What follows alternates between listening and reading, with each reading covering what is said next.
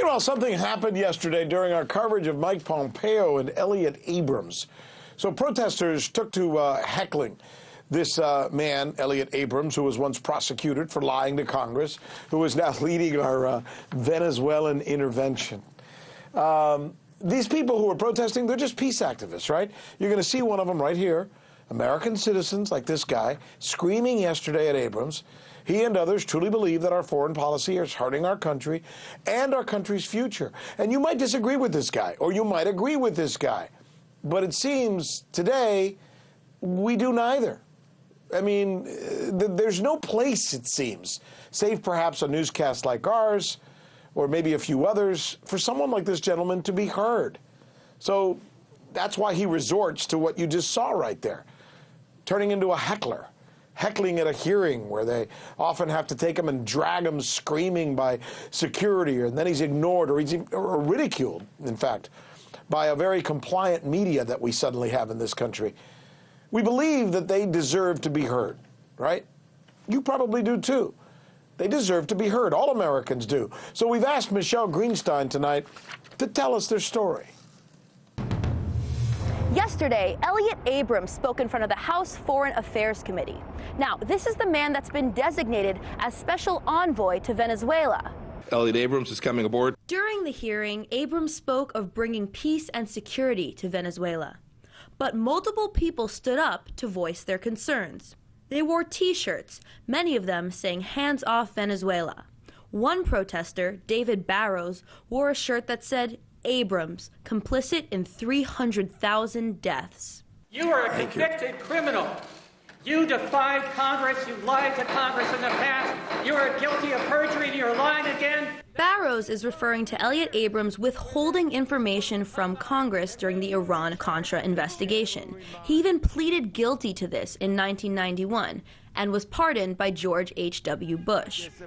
I tried to reach out to Barrows, but he's still in custody. Earlier today, I spoke with Ariel Gold, who also got arrested at the Capitol yesterday. As Mr. Abrams began to speak, I stood up on my chair.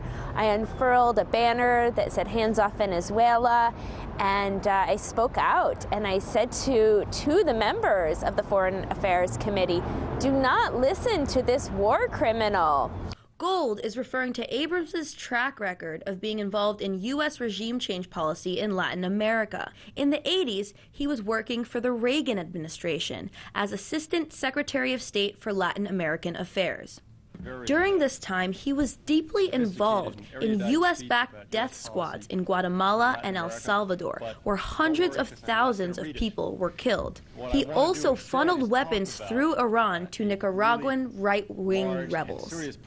Now, what's notable here is that Washington's recent draft UN resolution on Venezuela calls for international aid to be delivered to the country. And Washington has been repeating this idea that the Venezuelan government of Nicolas Maduro disregards human rights because they're blocking humanitarian aid. Nowhere is Nicolas Maduro's disregard for his fellow Venezuelans clearer than his decision to block humanitarian aid. But with someone like Elliott Abrams at the forefront of U.S. policy on Venezuela, someone who has employed the strategy of using aid as a Trojan horse delivering weapons to U.S.-backed forces before, can we blame Venezuela for being less than trusting? And can we blame American citizens, like those who stood up yesterday afternoon, for being so concerned? I intended to put my body on the line in this case and speak out and make my voice heard to those members of Congress and to the broader American public. Although the vast majority of U.S. citizens don't believe the U.S. government should be interfering in the affairs of other countries, this stance is pretty much absent from mainstream news coverage. It seems as though the only protests that get any media attention are the partisan ones. And for many U.S. citizens, disrupting public hearings like this one are their only way of being seen and heard. In Washington, Michele Greenstein, RT. I'm Rick Sanchez. You found us on YouTube, and that's awesome. But you know what? I'm also live every night at 7 and 8 p.m. Eastern on DirecTV and Dish and cable and satellite, the RT app, and Pluto TV. I'll see you there.